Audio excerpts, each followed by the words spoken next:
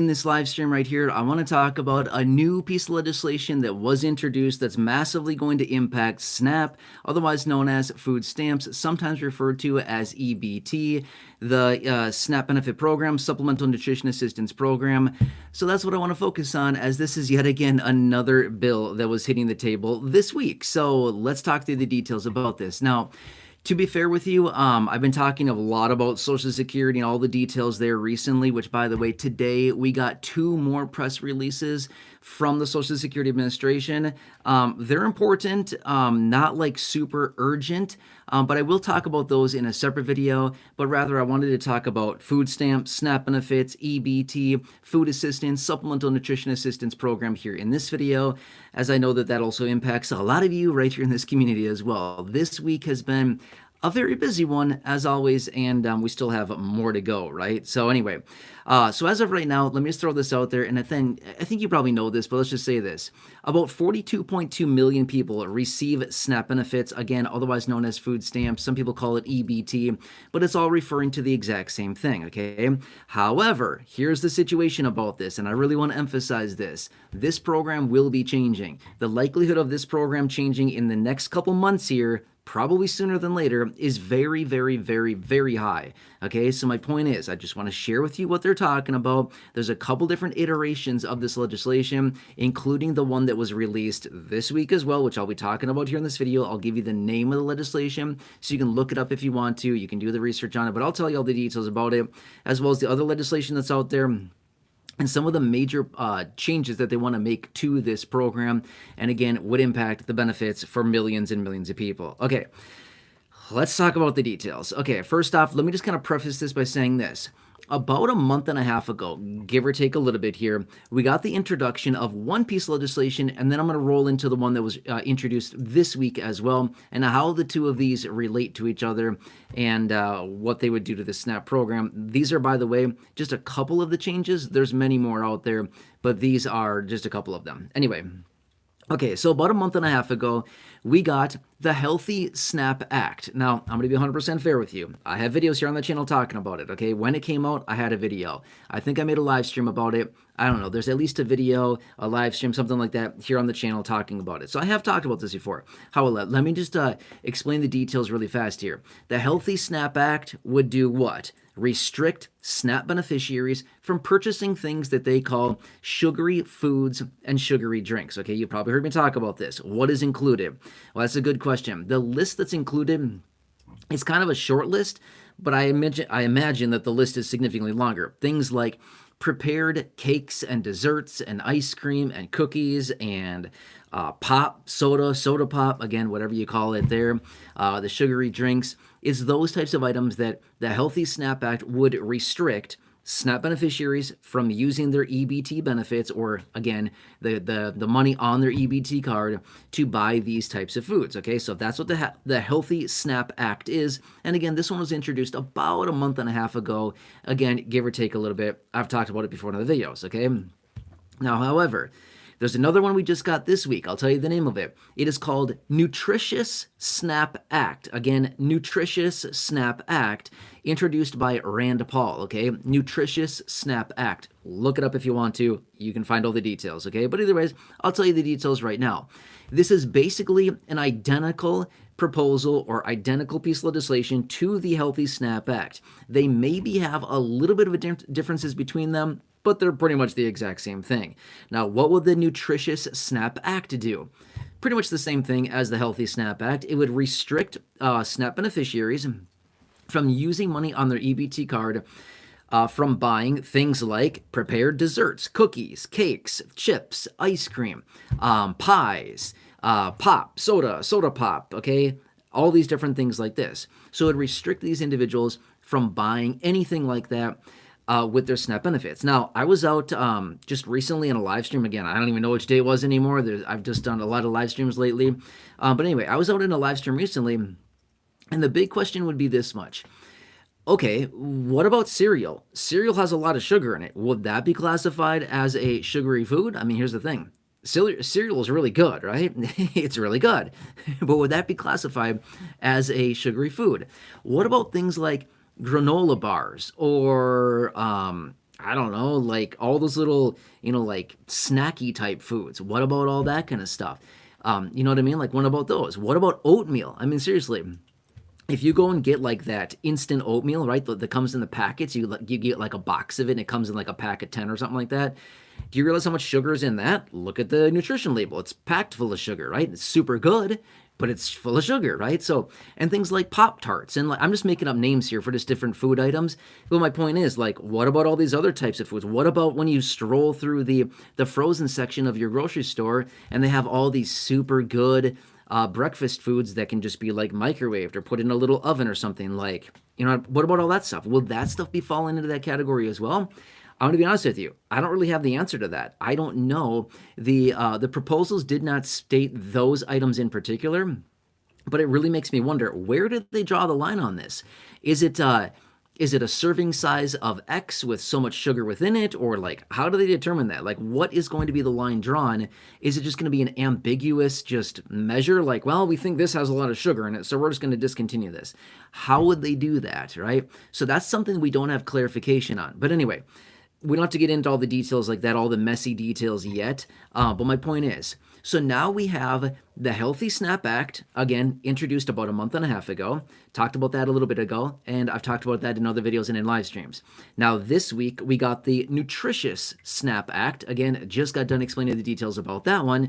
And now we have two of these. Two pieces of legislation that are virtually the exact same to do virtually the same thing, which is restricting SNAP beneficiaries from buying sugary drinks and sugary foods and basically what they're calling unhealthy food options. Now, is it really unhealthy food options or is that just their opinion? Again, it's everybody's opinion. So, I mean, okay, fine. We could look at the nutrition facts. We could, ask a dietitian or I don't know, whoever we'd ask about that stuff. And they can maybe put some labels around it. But again, that's just what their definition on this, okay? So anyway, a couple other statistics I want to share with you really quickly, and then we'll get into the chat, and I'll answer your questions there. A lot of things are going on right now. Okay, so one more thing really fast. The Healthy SNAP Act stated, according to their numbers and their statistics, about 20% of all SNAP benefits that go out were being spent on these sugary foods, sugary drinks, things like that. Okay, 20%. By the way, they are sending out right now about $113 billion a year to beneficiaries in the form of SNAP benefits. 20% of that would be about $22.6 billion. Okay, $22.6 billion based on a 20% distribution into sugary drinks, sugary foods, things like that. Okay, that's based on the Healthy SNAP Act. Now, the Nutritious SNAP Act, again, very, very similar, basically the same thing. According to their research and according to their proposal, they're saying that 25% of SNAP benefits are spent on sugary drinks, sugary foods, things like this that they would otherwise want to restrict. And again, total output is about $113 billion. 25% of that would be I'm just trying to roughly run some math here, like $28 billion. I think that's right. Yeah, about that. $28 billion roughly, give or take a little bit. Sorry, I apologize. I'm trying to run some mental math as I talk here. It's about $28 billion total, according to that proposal. So no matter how you cut it here, we're talking anywhere between about 26 and 28-ish billion dollars, roughly, something like that. Or no, I think I said in the first proposal it was 22.6. So yeah, that's what it is. So regardless of how you cut it, it's looking like, according to these proposals, they're eyeing anything between about 22.6 and about $28 billion, roughly, of expenditures per year through SNAP benefits that would basically be restricted and redirected to what they're calling healthy food options, okay? So basically what they'd be doing with this, and some of the remarks that I've been reading about this is that they're saying we need to bring this program back to kind of the roots of the program, which is healthy food options. That's just what they're saying, okay? Now, was this program really set up as a healthy food option? I'm just going to be real with you, right? If we look back at the original details of the SNAP program when it transitioned from food stamps many years ago, right, did they literally write that in there? This is a program to help low-income, fixed-income people that are struggling financially with healthy food options. I mean, technically, according to the name, it does say Supplemental Nutrition Assistance Program, but define nutrition, right? So again, we've got a lot of gray areas here that we'd really need to identify a little bit further. So anyway, this is what's out there. Now, I want to point this out really fast, okay? we're suspecting, just based on what we're looking at here, based on what I'm reading, based on the anticipation behind what they're discussing right now, April is likely going to be a very busy month for the reconciliation bill. Okay, remember that one? Yeah, it's still out there. They have not done anything with it. Well, okay, they've done a little bit with it yet. They have not passed it yet. But my point is, April is going to be a very busy month for the reconciliation bill. I just want to prepare you by saying this much. Fully expect one of these two, either the Healthy SNAP Act or the Nutritious SNAP Act, or some iteration of them to be included in the reconciliation bill, okay? I know sometimes I see comments down below. I just saw a comment literally like 5 minutes before I started this live stream. Someone said, "Don't you ever have anything good to say?" I'm sorry. I'm relating news to you, okay? I'm sorry about that. I'm not the person that writes the rules here. I'm not the person that makes this stuff up. I'm literally just translating information. I apologize if it's not always that great. Sometimes it's good. Sometimes it's really good. Sometimes we get really good announcements. Sometimes it's not. Lately, I'm going to be fair with you. Lately, the announcements that have been coming out, honestly, not that great, just being real. However, the announcement that we did get out of Social Security last night or yesterday afternoon, honestly was pretty good for SSDI, Medicare, and SSI beneficiaries. Okay, that one was pretty good. But again, I know it's a frustrating time. I know it's a very uncertain time. I know a lot of people in the comment section like to take their frustration out on me. That's okay for the most part. That doesn't really bother me all that much until I see it too much. Then honestly, it kind of bothers me. Okay, just being real with you. Okay, but anyway. So I just want you to be prepared. Please prepare yourself. We will be seeing one of these, okay? We're going to see it in the reconciliation bill. So please get ready when you go to the checkout counter at your local grocery store, probably a little bit later on this year, there's going to be a micromanager. They might be standing there with a clipboard saying, "Hey, you can't buy those chips. Hey, you can't buy that ice cream," or whatever. You know what I'm saying? It's just, obviously I'm being very exaggerating right now, but you get my point, right? They're going to micromanage how we're going to spend our SNAP, EBT, Supplemental Nutrition Assistance Program, food stamp benefit money, and they're going to tell you what you can and cannot buy. So I don't know.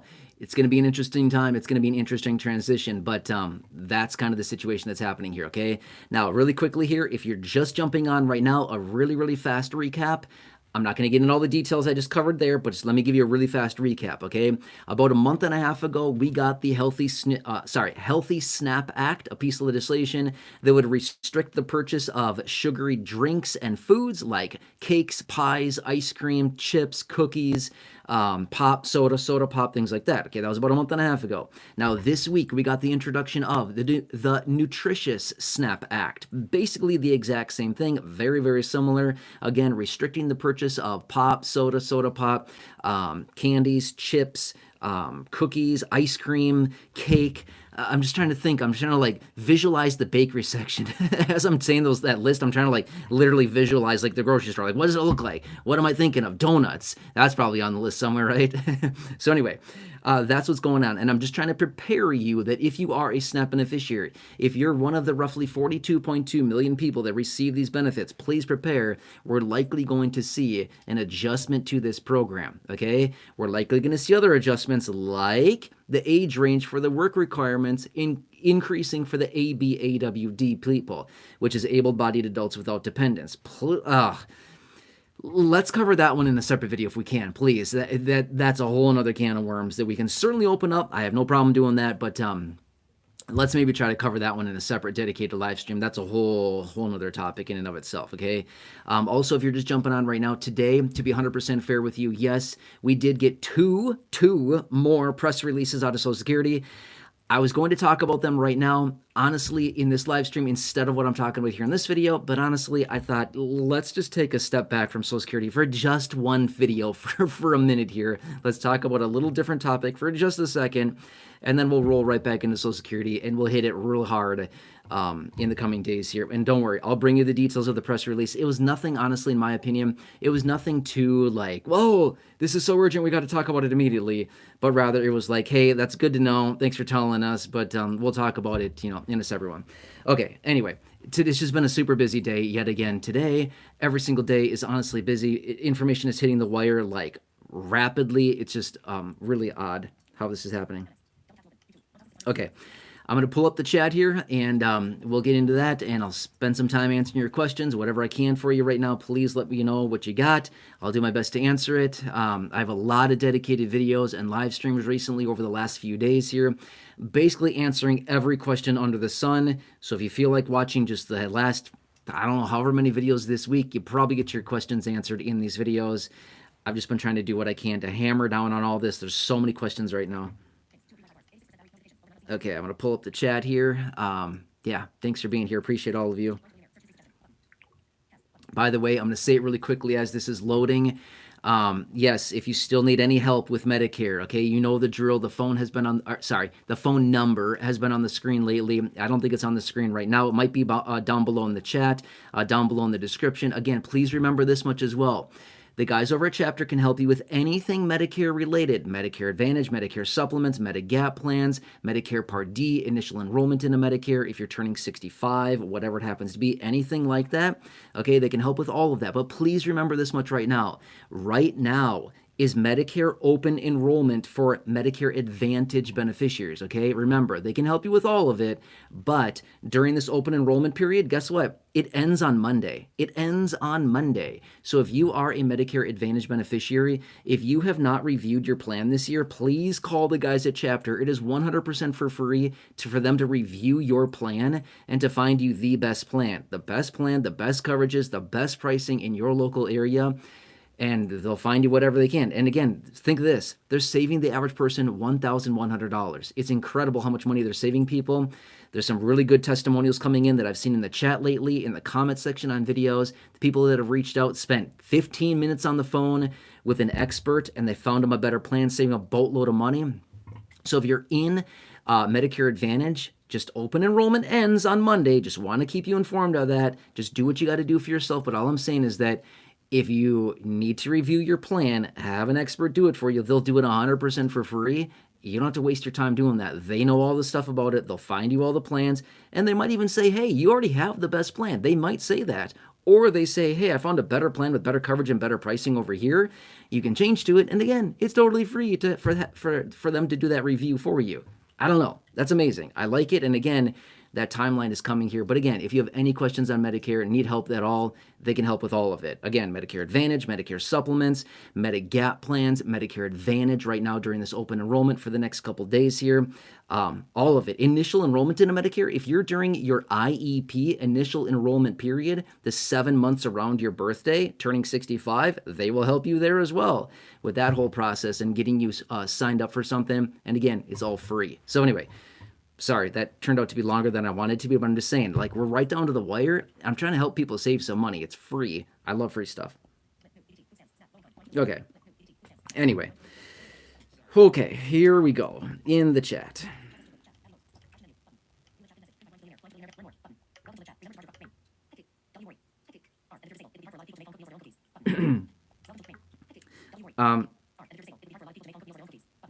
Yes, I see the comment there. Sorry, I'm not really sure what the name is there.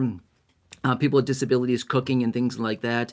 And I think you said something about cookies in there as well. But yeah, I see your comment there. I apologize. I'm not sure what the name is. But yeah, the very bottom comment I saw. Yeah, Robert saying, next they're going to tell us we can't have SNAP unless we join a local gym. That's interesting, right?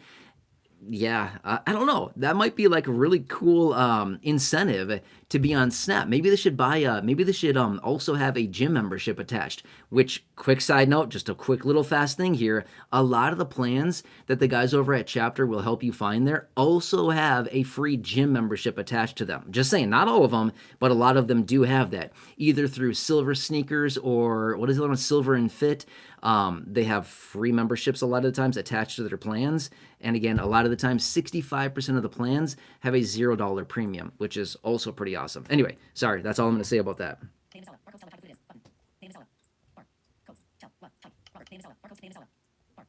Yeah, exactly. Barcode tells what type of food it is. Exactly. 100% agree. The barcode, SKU, the barcode, the UPC, all referring to the same thing. But yes, that tells what kind of food it is.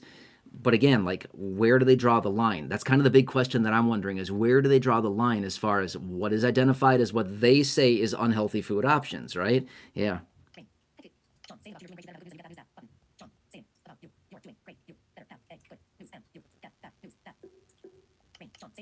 Yeah, John, I see you there. John, thanks for watching. Appreciate you. Gamilio Santano, hello.